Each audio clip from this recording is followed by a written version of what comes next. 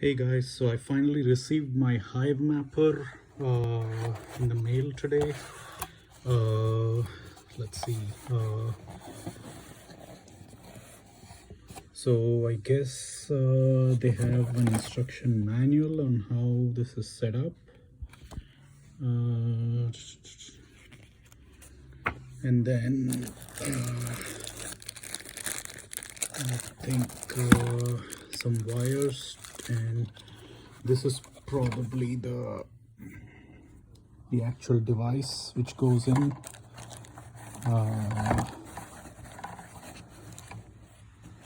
Okay, so that's the device that goes in. Okay, and then let's see, these are probably the mounts to make sure they sit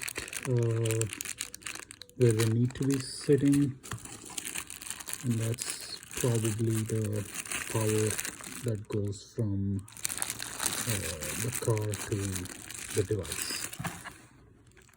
Okay, I will try this and make another video and show you guys how it works.